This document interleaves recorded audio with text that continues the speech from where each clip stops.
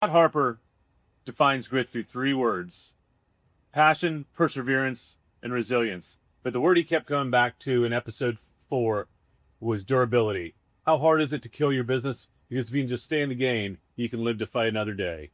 In this episode, Scott walks through what it's like getting stiffed on almost $1 million bill with only 2 weeks of cash left in the bank to make payroll, and how he and his team were able to bootstrap the company and not miss that payroll or any others. He talks a lot about hiring people that are smarter than him, staying the heck out of their way. That's something I believe in as well. Why celebrating failure drives him crazy. You shouldn't fail fast. You need to be successful. And what books that move the needle look like for him as a founder. A great one he introduced me to is The Hard Thing About Hard Things by Ben Horowitz. So I hope you listen in. Who's your host of The Grit Mindset, Matt Rosen. Stay gritty out there. This is Matt Rosen, and this is The Grit Mindset with me, your host, Matt Rosen. The mission of The Grit Mindset is to inspire and empower our listeners by delving deep into the journeys of those who have faced significant challenges and emerged stronger.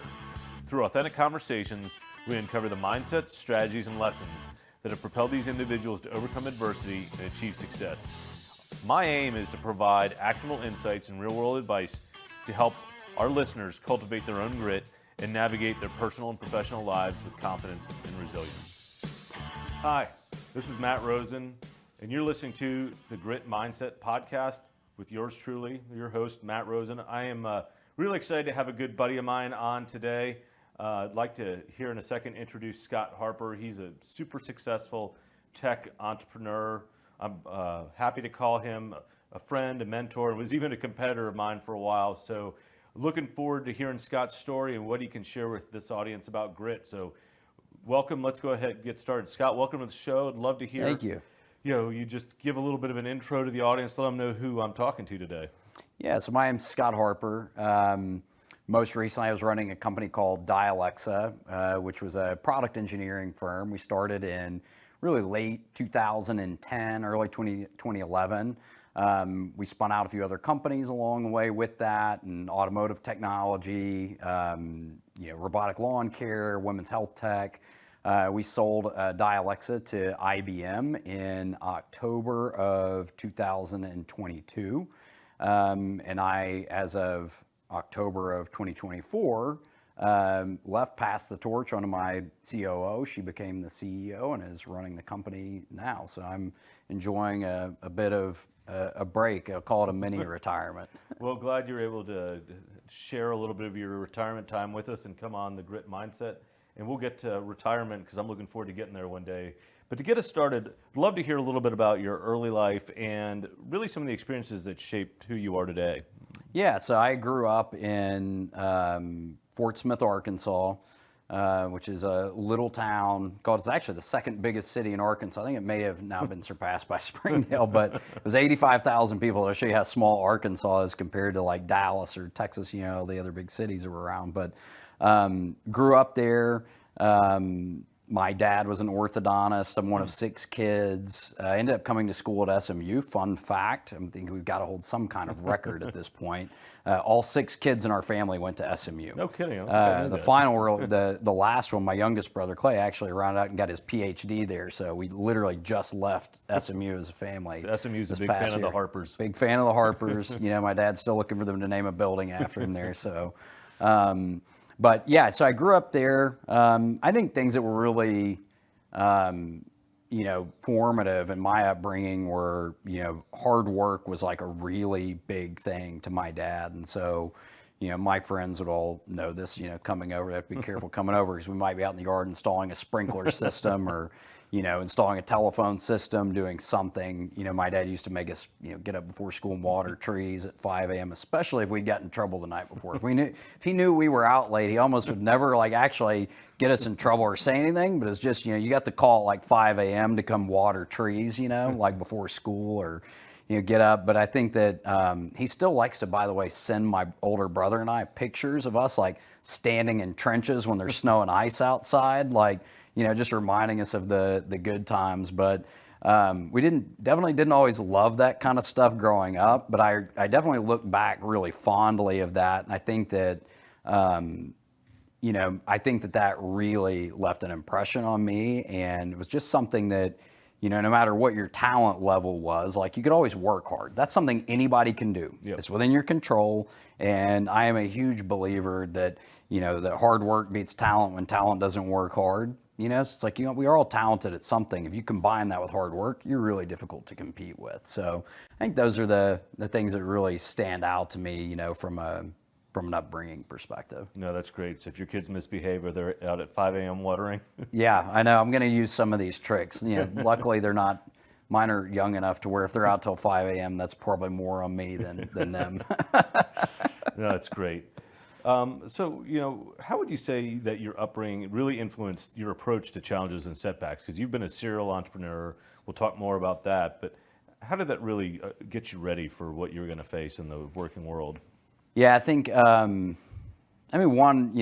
played sports, right? And so I think that's one of the great things about kids playing sports is like, you learn to get your ass kicked. And then you got to get back out there, right? Yep. I tell my kids, I'm like, you can do one of two things here after you lose. And it sucks, right? Nobody likes to lose. And, you can do one of two things. You can give up or you can go practice even harder and come back for more, and then over time you see yourself improve and eventually you start winning, right? Yep. And so I think that, again, while I think in my, household growing up, like, not quitting was a big thing. I think in sports, like that really taught me a lot about that real world stuff, not just somebody telling you, but something you experience, right? Like I lost, like I got beat down. I went back, I put in the work and I did better next time, right? Like, so I think that was really, really formative for me. Yeah, no, that's great. Sports are a great way to get really trained on grit. And so as obviously we're on the grit mindset, grit means something a little bit different to everyone. I'd love to hear what it means to you, both personally and professionally. Yeah, grit's one of those words that I think is almost like an umbrella term. It contains a lot, right? Yeah. There's a lot wrapped up in such a short, simple word. But, I think for me, grit really, speaks to passion, perseverance, resilience, right? And like I think that it's all those things. It's really a word that describes like what winners do in the face of adversity, right? Yep. And it's when you demonstrate passion, you get knocked down, and you are passionate, right, about what you're doing and about winning, and then that perseverance of like you don't give up, and resilience is like bouncing back. It's just the don't give up, bounce back when you're down.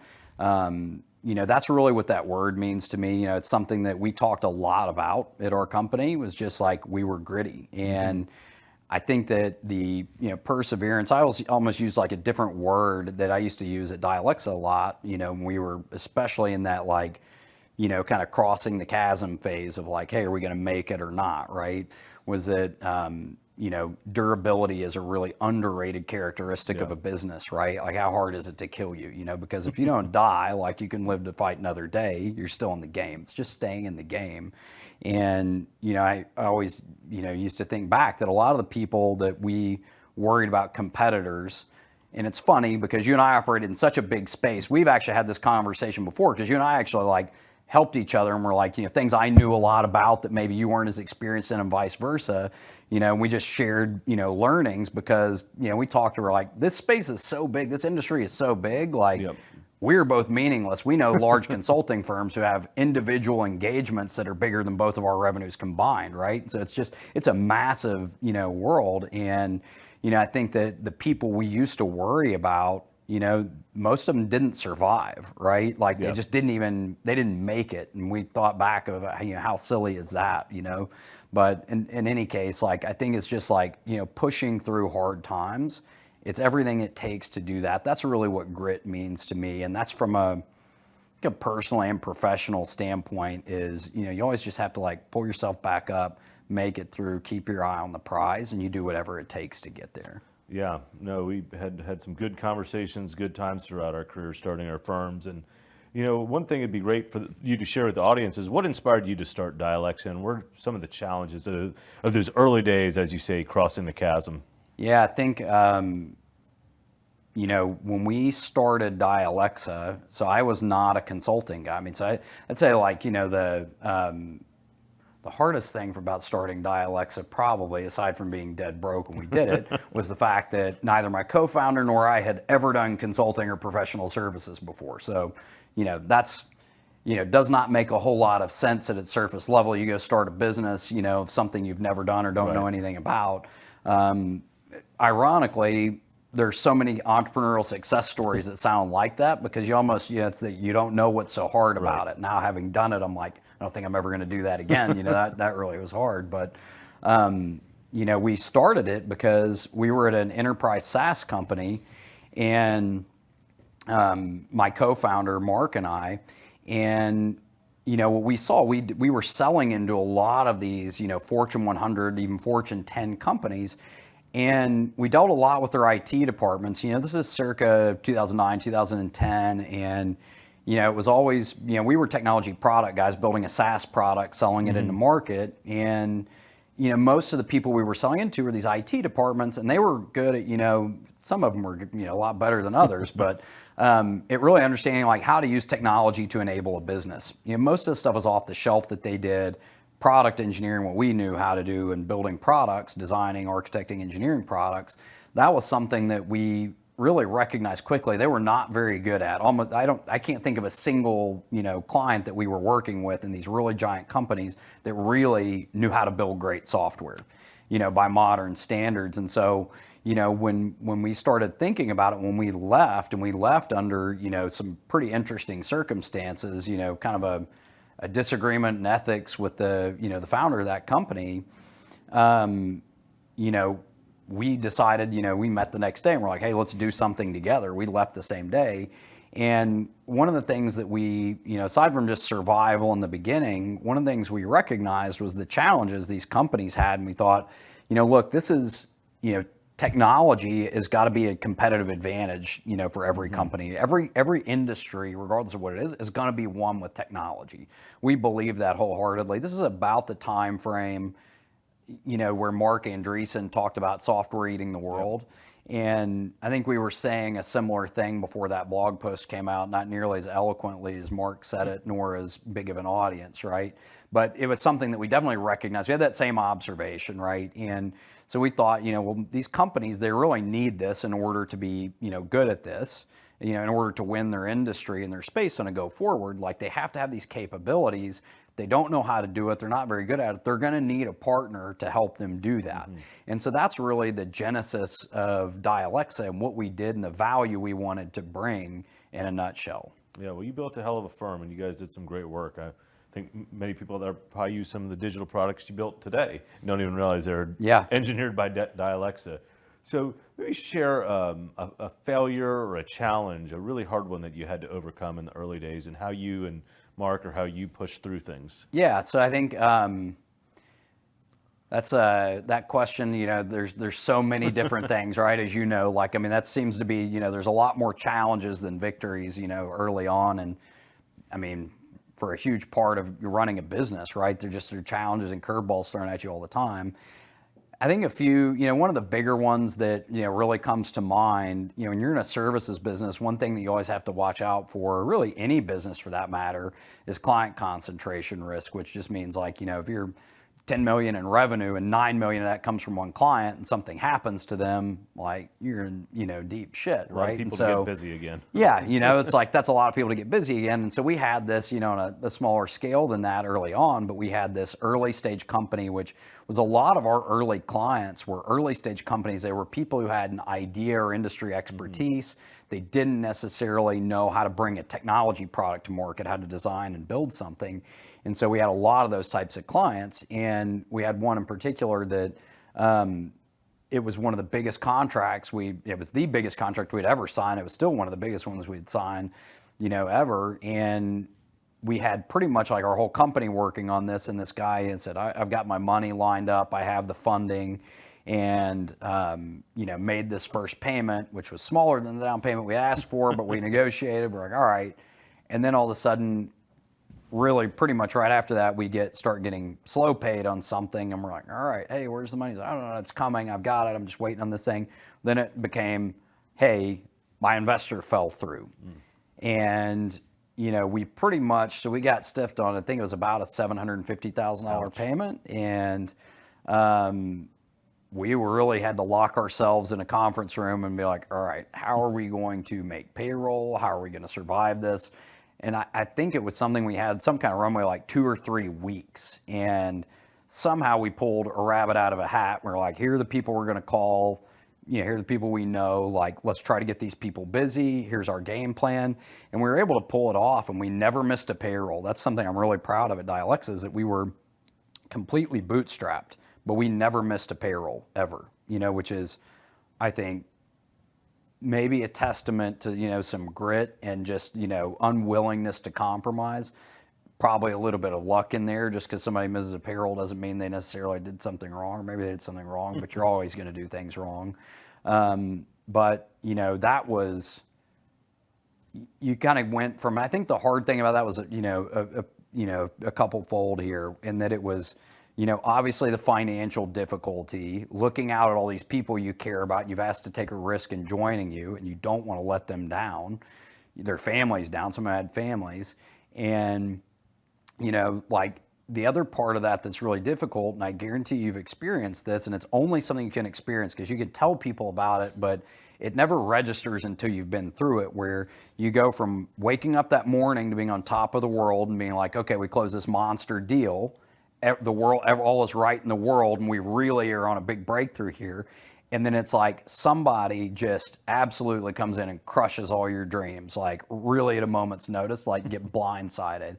And that's a really difficult emotional journey to go on, psychological roller coaster, that you just feel like, you've got the world by the tail, and then it just gets snatched away from you, Yeah, for those aspiring entrepreneurs that are out there listening, this is a great example of what you got to do. There's going to be good times, there's going to be bad times. You're going to have to ride through the tough ones, and there's probably more tough than good. And absolutely. So one thing would be great to hear is, what kind of practices do you have that help you maintain kind of a strong and positive mindset? Because you're an optimistic guy. You and I have hung out a lot, and you've always had a good way about you and thinking of how to maneuver through things. So what would you share to those as they're going through tough times that you do that help you have a gritty mindset?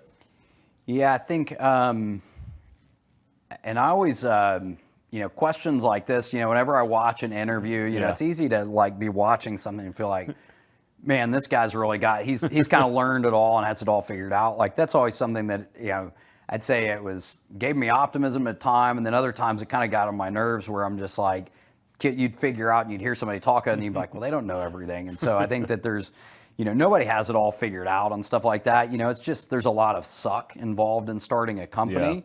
Yeah. I think the way that you get through those, probably, very personal, right? And like different things, for different people. But I think that, things that really are, I think commonalities that you'd hear in that, and things that, worked for me, are just, one, remembering why you're doing something. Yep. Trying to look out at that future and like, what does that look like when we're past this, rough time, keeping your eye on the prize, so to speak, keeping, an eye out on the horizon, not looking down at your nose short-sighted and right. that.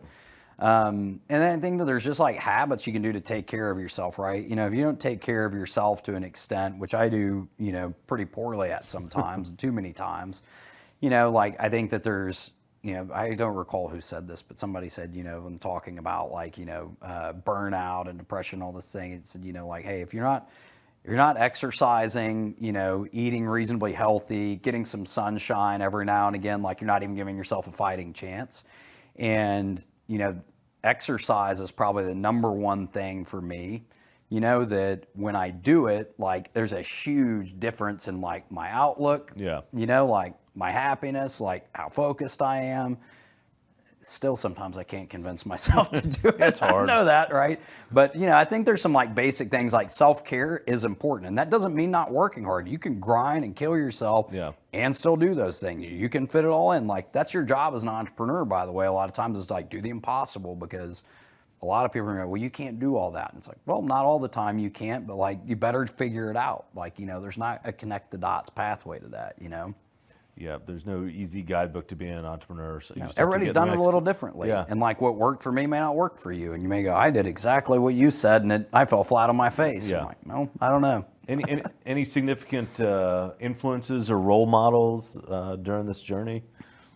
Man, there's a lot. I didn't have a like a single, role model that I'd go, okay, man, I really followed this person start to finish, and that guy to me, I mean, I'm a very big learner. That's a big thing for me, life learner. And I mean, to the point where sometimes some of my team would kind of laugh at me, like, would you read a new book this week? I'm like, actually, I did, asshole. But like I was always looking to absorb things, and I looked at people I admired, and, sometimes that was other founders.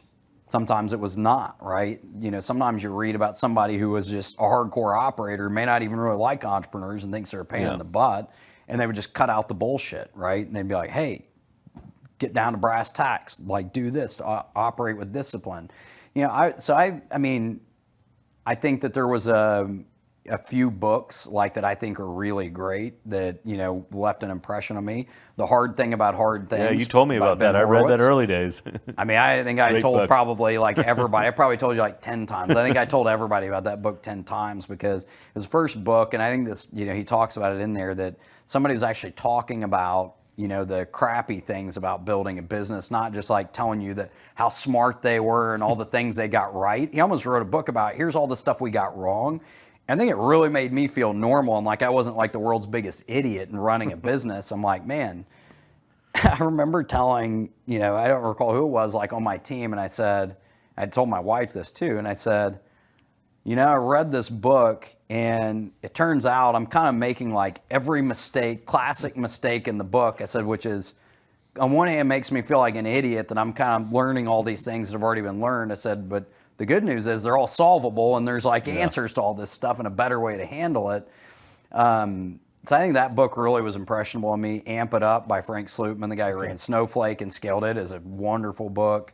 High Output Management. Some of my team, if they watch, is going to laugh about some of these, but I think that's really great. And then, I had a guy named Daryl Heath who was very impactful to me as a mentor.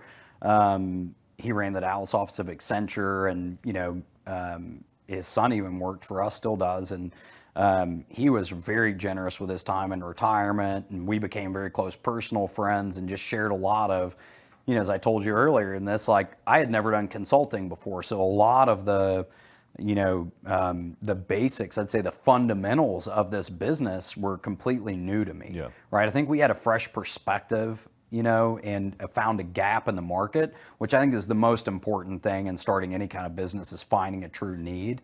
And then, I would say, friends like you were really, impactful for me. A guy named Keith Jacobs, like you may know Keith, was really great. Very generous with me, early on when he didn't have to be. And then, you have other role models like, my parents, were very influential to me, and I think gave me a lot of the core ingredients to anything I want to go do. I'd be remiss not to mention my wife, and having a supportive partner at home. Yeah, give Lindsay a shout out. Gotta give my wife a shout out. Like you have to do that. But no, I mean, in all honesty, like she does deserve a lot of credit there, because it's not always easy living with an entrepreneur, right? Yeah. I mean, that's, it's maybe she has the worst job in all of this. And now she's an entrepreneur. She got two entrepreneurs living together. I know. Yeah, we'll have to have her on the show. So, that book, I'll call it out again. It was Ben Horowitz, right? The Hard Thing About Hard Things. He started every chapter with a rap quote. Which is really pretty cool. You told me about that. I think the first time we met, I read it, loved that book. Highly recommend to those that are listening. So we were talking about relationships. How would you say, relationships and collaborations have really contributed to overcoming difficult situations and been part of your success? Yeah, I think, relationships are a lot of what gets you through things. I mean, one is just getting outside of your own mind. We've had conversations where, one of us is like, struggling with something, and a lot of times it's almost like the answer and somebody tells you something and it's obvious, and you're like, well, I already knew that, but that's the right answer. So I just needed to hear it, right? And so I think that, having people, a support system is important. I don't care what struggle it is, what you're going through in life, like a support system is important. And I think that there's like, from that personal side, the business side, the family side, these are kind of the three dimensions of that, right? Yeah. And, I already talked about, my wife, my family at home, my kids, like my dad told me, a long time ago, I first had, my oldest daughter, we had our first baby, and he said, one thing you're going to know is like that no matter how bad your day is, when you come home and that little girl is waiting for you at the door and runs and gives you a big hug, like you are not going to care about anything else in the world. Yeah. He's completely right. And like, there's just something about being a human being that like being loved and supported, like you have an innate need for that. And I think professionally, having like a peer group, you and I are both in YPO, that's been super impactful to me. I think, has been for you as well. Just having a bunch of other smart people who are running businesses and sharing their experiences, having other founders in the same businesses, similar business you're in. I feel like I've received a lot, and therefore I feel obligated to give a lot, in that regard. But yeah, I think I've been really blessed to have a lot of people, and then even my coworkers. I mean, some of the people I hired. Like I think as the CEO, you're seen as like the most senior person, but I was far junior to a lot of the people on my team, and which is really such a gift if you're able to pull a team together that you can really learn from all the time. Like that's something I would definitely tell everybody is like hire people that are way better than you at whatever thing that you're looking to build or do, or whatever your gaps are. Be honest about those, self-aware, and hire people who are all-star at that and learn from them. Like that is something, it's your job to build a really world-class team, and so I don't know about you, but like, I mean, some of my best, mentors have been coworkers. Yeah, no, you have some great people. I know quite a few of them that work for you, and I think that's a testament to your humbleness to be able to hire people that are smarter than you and stay the heck out of their way. That's what all I ever cared about was winning. Yeah. And that's a team sport. I knew that from day one. And so, I mean, anybody who's ever played a team sport, you're like, the only way you're going to win is if you have a team of really talented people, and you can't care about being the best one. The minute you do that, you start losing. Yeah, no, you want to be part of a winning team. You don't have to be the only one. So. We're running kind of short on time here. What's a final message that you'd like to share with our listeners about developing grit, or things you wish you knew if you could turn the clock back, things you do different? Yeah, I think, I don't know. I mean, there's always things I think you could replay that you might say I would do that differently if I could go back, but I think that that's really part of the experience, and I mean, I had so many failures I can't count, and like I always like really hate it when people like say we're going to celebrate failures and all of that. Like that to me that always felt like loser talk. I'm not judging people for doing that. Like it was just like, really, you set out to fail? Like I never wanted to fail, right? Like I may have failed a million times. I never set out to fail. I failed millions of times, it feels like. And, to me, they were always just part of the journey. So I think you just have to accept that, like getting your butt kicked and getting back up, like that's how you learn. That's how you get better. If you fail, I think the people who failure becomes ultimately their defining characteristic is people who continue to fail and they don't learn from it. Like if you continue to learn from failures, you treat everything as a learning experience, both your victories and your failures. You can't treat your victories like, oh, we must have gotten everything right, because I guarantee you still got a lot wrong, and that same thing may not work again. So like, I think if you just got to treat everything as this kind of evolution and this constant learning experience, including your failures, and accept that they're part of the process, know that it's going to hurt, it's going to be painful. You just power through it. You just have to stick with it. Remember why you're doing what you're doing. As long as that, thesis holds true and there's merit to what you're doing and building, failure is just part of it. You're just going to have to do that. You push through it, and you just, eventually you will get to your destination. That's, I think, the things that really got me through is just like knowing that we were on to something valuable, something the market needed, and whenever we failed, it wasn't like the market failed. It was just like, hey, we hadn't figured that out. Like, I mean, it didn't invalidate what we were trying to do. It just invalidated something about us, whether that was like not having the right team on the field or not calling the right plays, what have you. Well, super valuable insights. Really appreciate you coming on, sharing everything with me and our listeners. Any final closing thoughts before we sign off? Oh, man. No, I'd just say, enjoy the ride. Like, Yeah.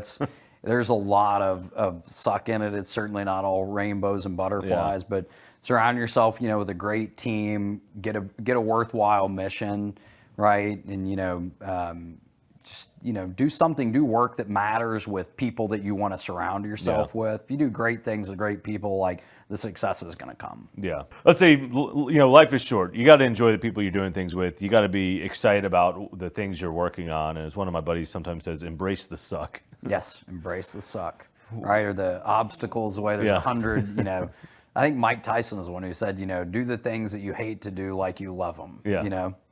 Yeah. Well, inspiring words. Scott, thanks for being a friend and a mentor. It was always fun competing with you. We always had a good time, always had lots of good conversations. And thanks so much for coming on the Grit Mindset. And for our listeners, hopefully you can take away some good nuggets. Scott's had an awesome career, and I know he will do great things in the future. So great to have him on. Hopefully you took something away. And so signing off on this episode of the Grit Mindset, stay gritty.